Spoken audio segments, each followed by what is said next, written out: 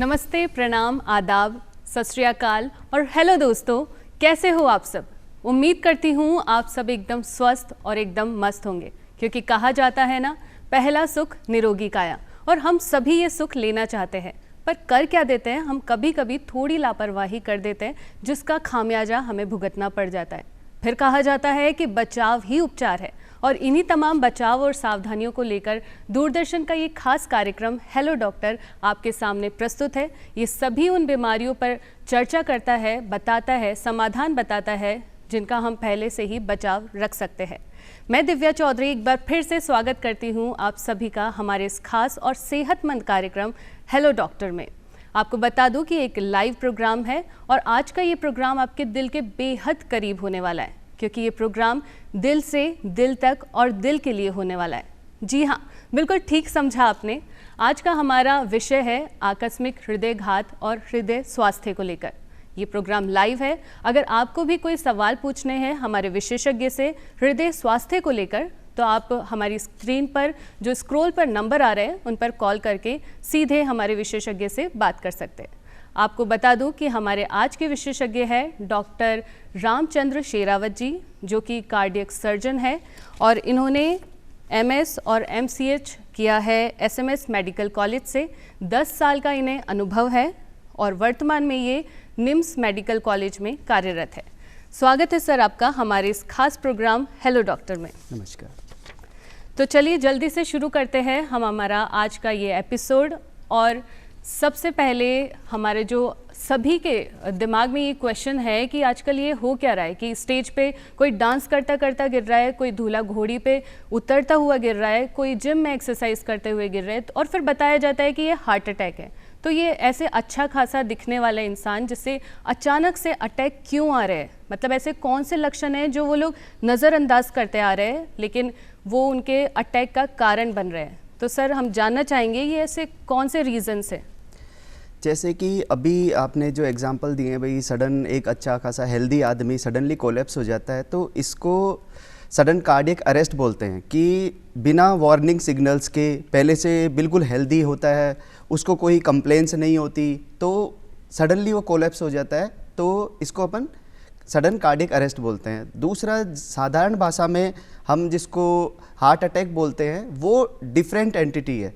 मतलब कि heart attack में पेशेंट को चेस्ट पेन होगा, पहले से कंप्लेन होगी, घबराहट होगी, पसीना आएगा और उसको जबड़े में दर्द होगा, जो कि दर्द है वो हाथ की तरफ मूव करेगा, तो उसको हम हार्ट अटैक बोलते हैं। लेकिन ये तो हेल्दी पेशेंट होता है, तो इसका कारण एक तरह से इलेक्ट्रिक सर्किट्स होते हैं अपने हार्ट के अंदर भी। जैसे अपने घरों के अंदर बिजली के सर्किट्स होते हैं, वैसे ही हार्ट के अंदर भी इलेक्ट्रिकल सिस्टम होता है। जैसे ही आप एकदम से स्ट्रेस होता है या ओवर एक्टिविटी करते हैं या इमोशनली एक्सप्रेशंस होते हैं या हार्ट में पहले से कॉन्जेनाइटल डिजीज हैं या छुपी हुई कुछ मांसपेशियों की बीमारियां हैं, तो जैसे आप एक्सेसिव स्ट्रेस में आते हो, एक्सेसिव डांस करते हो या इमोशनल होते हो, तो उस टाइम में जो हार्ट का इलेक्ट्रिक सर्किट है उसमें प्रॉब्लम होती है और आदमी सडनली कोलैप्स हो जाता है। जी, तो ये हार्ट अटैक उनको अचानक से आ सकता है। हाँ, ये एक तरह से हार्ट अटैक से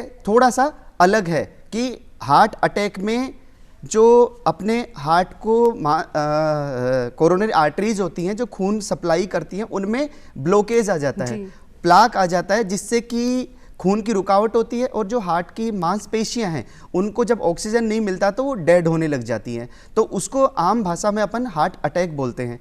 एक हार्ट अटैक की वजह से जो इलेक्ट्रिक सर्किट्स हैं उनमें प्रॉब्लम हो सकती है, तो उसको अपन सडन कार्डियक अरेस्ट बोलते हैं। तो उसकी वजह से सडन कार्डियक अरेस्ट मतलब पहले से उसमें कोई वार्निंग सिग्नल्स नहीं होते बॉडी के अंदर और वो सडनली कुछ एक्सेसिव करता है और वो वहीं कोलैप्स हो जाता है। दर्शकों को मैं बता दूं कि अगर आप भी हमारे विशेषज्ञ से हृदय संबंधी कोई भी सवाल पूछना चाहते हैं तो हमारे स्क्रॉल पर नंबर है, उन पर कॉल करके आप सीधे संवाद कर सकते हैं। सर, मैं दूसरा सवाल आपसे पूछना चाहूँगी कि हार्ट अटैक और कार्डियक अरेस्ट में क्या अंतर है।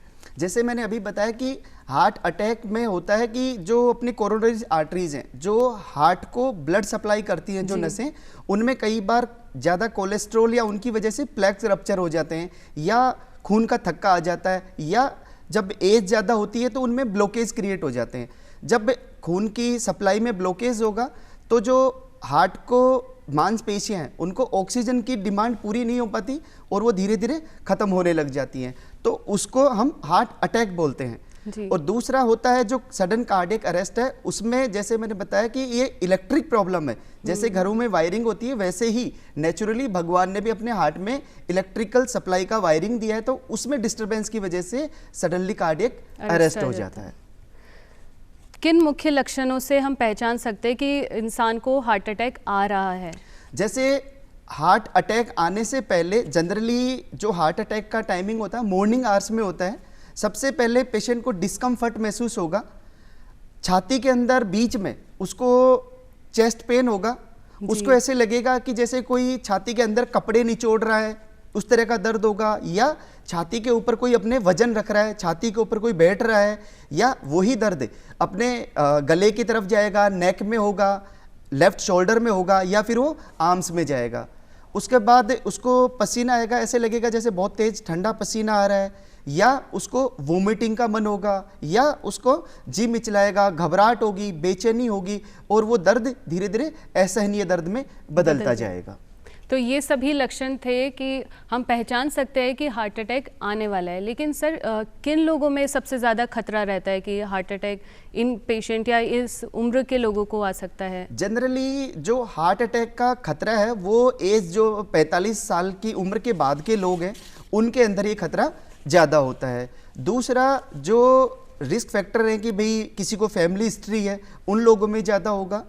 तीसरा कि अगर बॉडी के अंदर कोलेस्ट्रॉल का लेवल ज़्यादा है, बीपी रहता है पेशेंट को, या एक्सेसिव स्मोकिंग करता है, या कुछ जो प्रोहिबिटेड ड्रग्स आती हैं जैसे कोकेन उनका इस्तेमाल करता है, या एक्सेसिव स्मोकिंग करता है, या पेशेंट सीडेंट्री लाइफ स्टाइल को अपनाता है कि जो कि एक्सरसाइज है उनको बहुत अवॉइड करता है, या जो तैलीय पदार्थ हैं या जो जंक फूड्स हैं या जो फास्ट फूड्स हैं उनके सेवन को बहुत ज़्यादा करते हैं ये लोग, उनमें जनरली हार्ट अटैक की संभावना बहुत ज़्यादा रहती है। सर इसका उम्र से कोई संबंध नहीं है कि इस उम्र से लेकर इस उम्र में ज़्यादा खतरा रहता है, या फिर हेल्दी या जो पतले लोग होते हैं उनमें भी खतरा रहता है? हाँ, जनरली ये जो बीमारी है जो रिस्क फैक्टर अभी गिना है उन लोगों में ज़्यादा होगी, 45 से उम्र में ज़्यादा होगी। लेकिन इसका मतलब ये नहीं है कि भाई कम उम्र में अटैक नहीं आएंगे। अटैक आपकी जैसे मैंने बताया जीवन शैली पे निर्भर है, एक्सेसिव स्ट्रेस में रहते हैं। आजकल के आपने लाइफ स्टाइल देखा होगा कि बच्चे जो है रात तक 2-3 बजे तक टीवी देख रहे हैं, OTT प्लेटफॉर्म पर मूवीज़ देख रहे हैं, फिर वो उनका जो डेली की दिनचर्या है वो बहुत ही डिस्टर्ब्ड है। खाने में देखा होगा बच्चे जो अपने नेचुरली जो फूड्स होते थे उनको अवॉइड करते हैं, जंक फूड खाएंगे, या उनके खाने का कोई भी टाइमिंग नहीं होता है। इसीलिए ये बीमारी आजकल बहुत ज़्यादा होती जा रही है, बढ़ती जा रही है। हमारे दर्शक जुड़ चुके हैं जी। Hello hello. नमस्ते मैडम। नमस्ते सर। सर आपका नाम? नाम मेरा माहिद है। सर आप कहाँ से? जी मैं झुंझुनू से। जी सर आपका सवाल बताइए।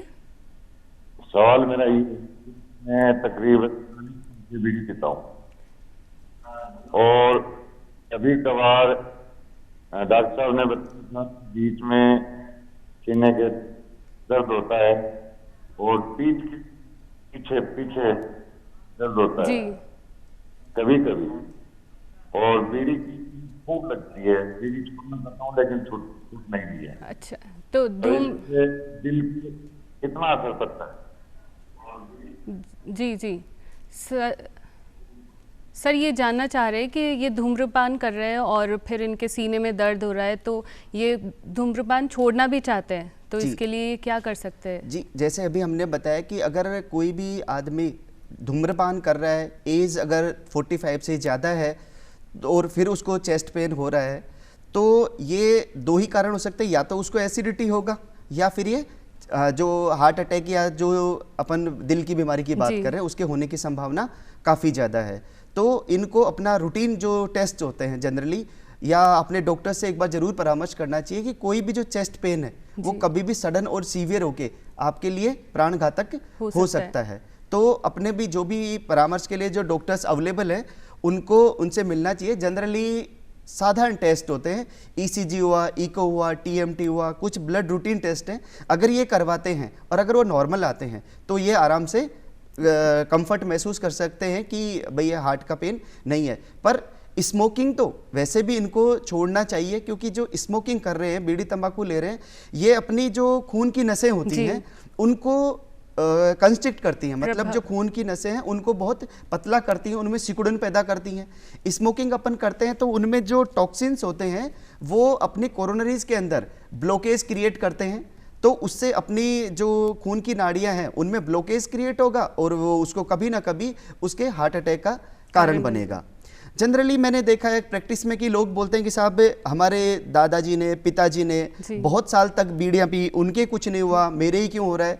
तो इसका बहुत सिंपल सा एक्सप्लेनेशन है कि कोई भी बीमारी है वो किसी पर्टिकुलर इंसान को हो सकती है, ऐसा नहीं कि भाई उनको नहीं हुआ तो मुझे भी नहीं होगी। जिस तरह से अपन रोड पे हजारों लोग दिन भर चलते हैं लेकिन एक्सीडेंट तो किसी एक या दो का ही होता है ना, तो आप उसको ये कंपेयर बिल्कुल ना करें कि मेरे पिताजी को, मेरे पड़ोसी को, या उसने इतने सालों तक बीड़ियां पी है, सर उनके तो कुछ नहीं हुआ, मेरे ही क्यों हो रहा है। तो ये पर्टिकुलर ह्यूमन की बॉडी पे डिपेंड है कि भाई किसको वो टॉक्सिन्स मानती है, किसको वो कब तक फिल्टर कर सकती है, या किसको वो कब तक एडजस्ट कर सकती है।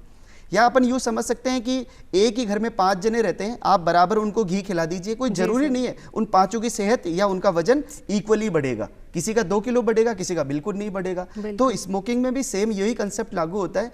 तो आप बिल्कुल भी ये ना करें कि भाई उन्होंने 10 साल पी, 20 साल पी, मेरे दादाजी तो हमेशा ही पीते थे तो उनको तो नहीं हुआ।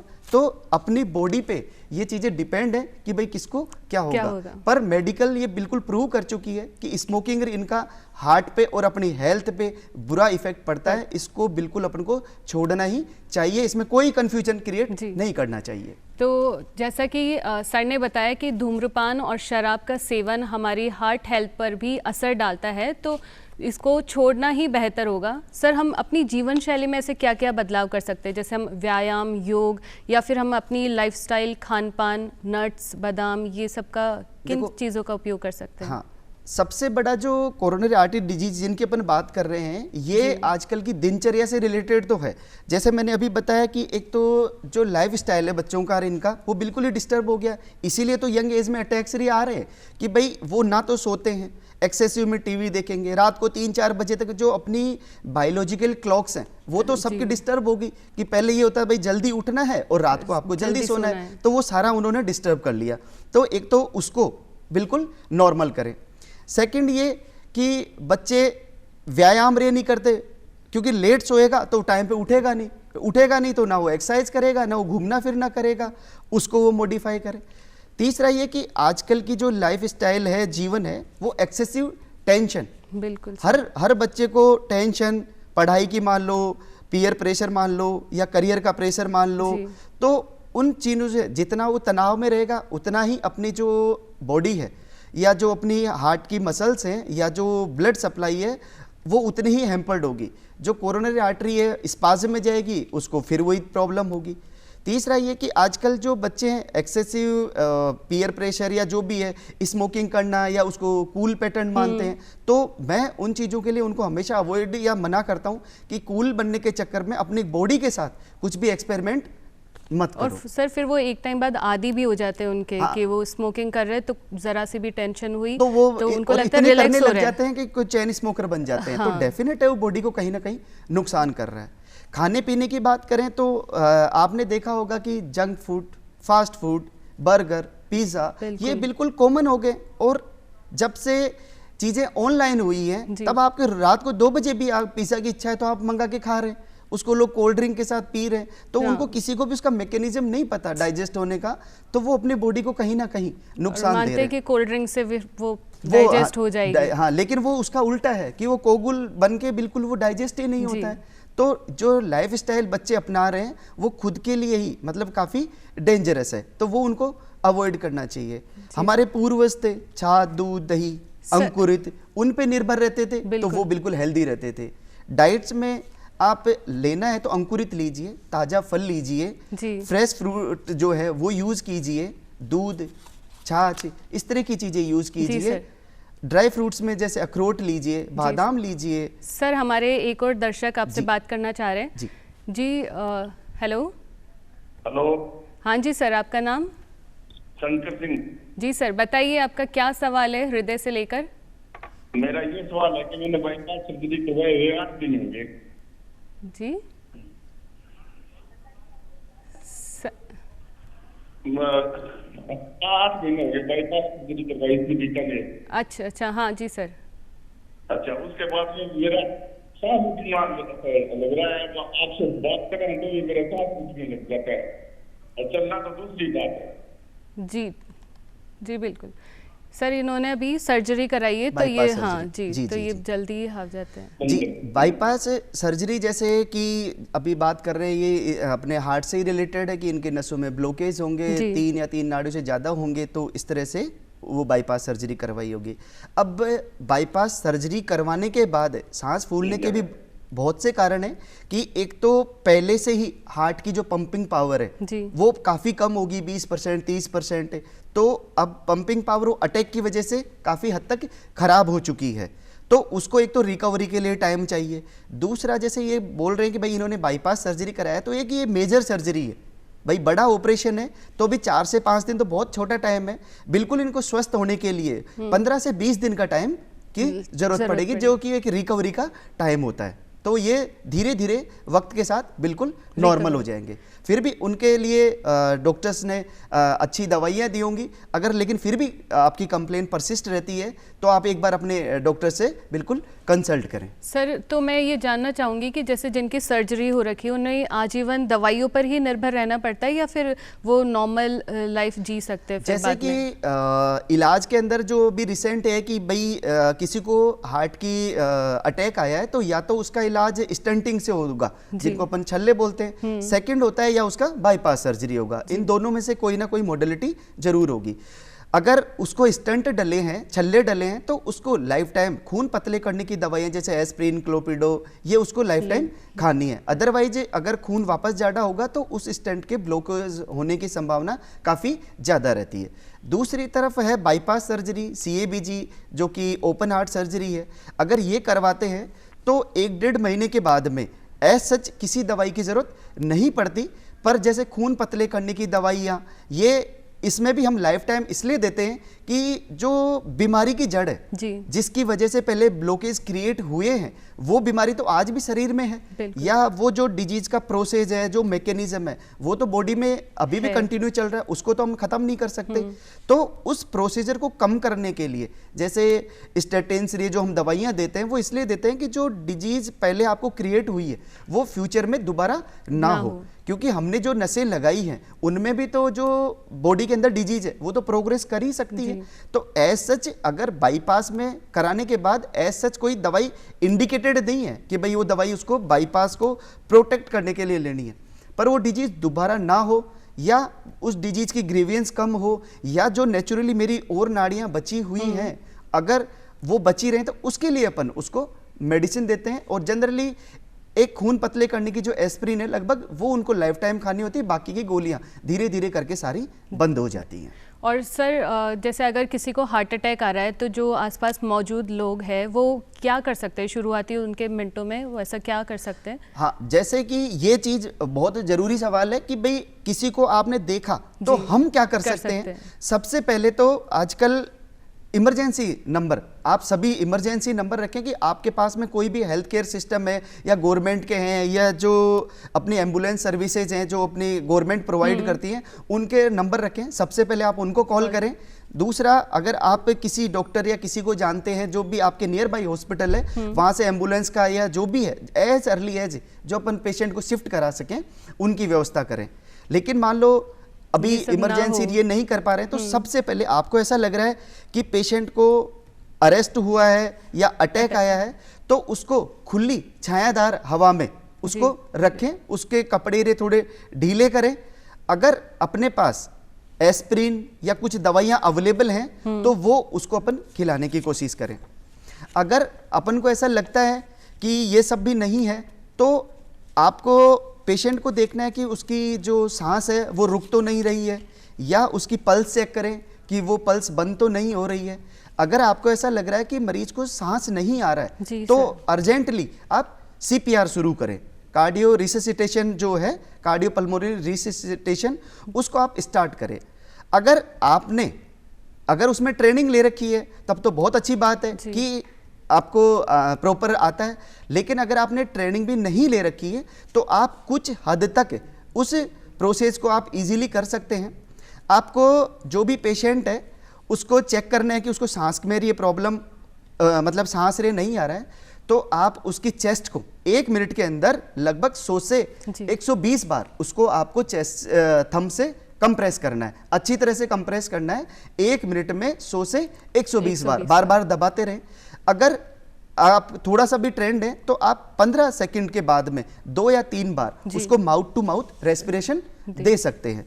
तो सीपीआर करके भी आप बहुत से लोगों को बचा सकते हैं तुरंत। तब तक एम्बुलेंस आए, एम्बुलेंस में शिफ्ट कराइए, तब तक एम्बुलेंस में तो डेफिनेट है डॉक्टर स्टाफ रे जो होंगे तो आगे का सीपीआर करना, ऑक्सीजन देना, वो सब कुछ प्रोवाइड करवा देंगे। तो सीपीआर फर्स्ट एड जैसा होगा? बिल्कुल फर्स्ट एड जैसा होगा, और मोर देन 70-80% लोगों को ये बचा लेता है। ज्यादा कुछ नहीं आए तो आप जो चेस्ट का मिड पार्ट है आप उसको 1 मिनट के अंदर 100 से 120 बार अच्छी तरह से दबाइए, रिलीज कीजिए, दबाइए, रिलीज कीजिए। सर, हमारे एक और दर्शक है जो आपसे बात करना चाहते हैं, जो आपसे पूछना चाहते हैं। जी सर, पूछिए। जी सर, मेरा नाम शर्मा है जी, और मैं ये पूछना चाह रहा हूँ कि जैसे मैंने टीएमटी वगैरह सब करवाई, और उसके बाद मेरे क्या कि कभी रात को एकदम से सीने में दर्द होता है, घबराहट और बेचैनी होता है, और बेचैनी और दर्द इतना जोर होता है कि जैसे कुछ मेरे होने वाला अटैक हो गया ऐसे होता है, और पेट भी से और होता है। सर आप क्या जैसे इन्होंने बताया कि भाई इन्होंने इको, टीएमटी और ईसीजी ये तीनों टेस्ट कराए। अगर ये तीनों टेस्ट नॉर्मल रहते हैं तो मोर देन 99% चांस रहते हैं कि भाई पेशेंट नॉर्मल होगा। लेकिन इसके बावजूद भी अगर पेशेंट को चेस्ट पेन रहता है तो 100% डायग्नोज करने के लिए हमें उसको एंजियोग्राफी की ज़रूरत पड़ती है। अगर इन तीनों टेस्ट के बावजूद भी आपको मन में डाउट है, या आपको लगता है कि अभी मेरे को डिजीज हो सकती है, या डॉक्टर को ऐसा लगता है, तो उसके बाद में एंजियोग्राफी फाइनल टेस्ट होता है। एंजियोग्राफी जिसमें कि हम पेशेंट को एडमिट करके एंजियोग्राफी करते हैं, उसमें पता लगता है कि कौन सी आर्टरी में कितना ब्लॉकेज है।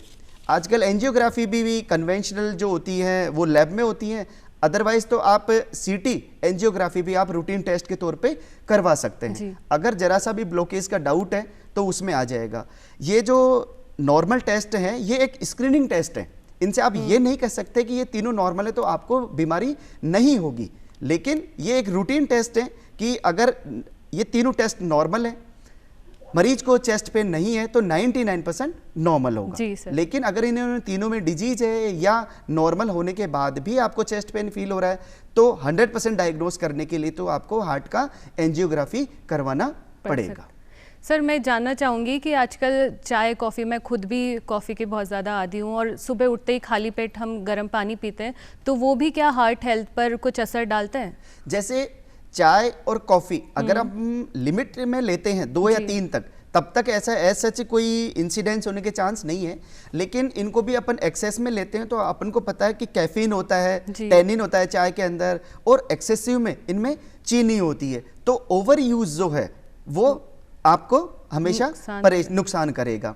कैफीन में ज़्यादा मात्रा में लेने से आपको अगर जरा सी भी हार्ट में प्रॉब्लम है तो वो टेकिकार्डिया, मतलब जैसे आप कॉफ़ी लेंगे तो आपकी हार्ट रेट बढ़ेगी, हार्ट रेट बढ़ेगी तो ऑक्सीजन कंजप्शन बढ़ेगा, ऑक्सीजन डिमांड बढ़ेगी। तो यही ऐसी चीज़ें हैं कि नॉर्मली जब अपन रहते हैं तब सब नॉर्मल चल रहा होता है, लेकिन पहले से हिडन कोई भी डिजीज है जो अभी मैं इलेक्ट्रिक सर्किट से बात कर रहा था तो उनमें डिस्टरबेंस आता है, तो एक्सेसिव जैसे ही लेंगे तो डेफिनेट है कि वो आपको नुकसान करेगी, नुकसान कर सकती है। तो देखा दोस्तों, लिमिट से ज़्यादा चीज़ और लिमिट से कम चीज़ दोनों ही हानिकारक है। जी। तो हमने जानी खूब सारी छोटे बचाव लक्षण जिनको हम ध्यान रख सकते हैं, जिनसे हम परहेज कर सकते हैं, क्योंकि जान है तो जहान है। तो फिर मिलते हैं हम अपने नए एपिसोड के साथ, एक नए विषय के साथ। तब तक के लिए खुश रहिए, स्वस्थ रहिए, खुद हैप्पी रहिए, दिल को भी हैप्पी रखिए, और फिर मिलेंगे एक नए एपिसोड के साथ, और कुदरत के बनाए हुए इस खूबसूरत तोहफे यानी अपना ख्याल रखिए। सर आपका बहुत बहुत शुक्रिया, आप हमारे साथ जुड़े और दर्शकों को इतनी खास जानकारियाँ दी दिल से लेकर। धन्यवाद। धन्यवाद।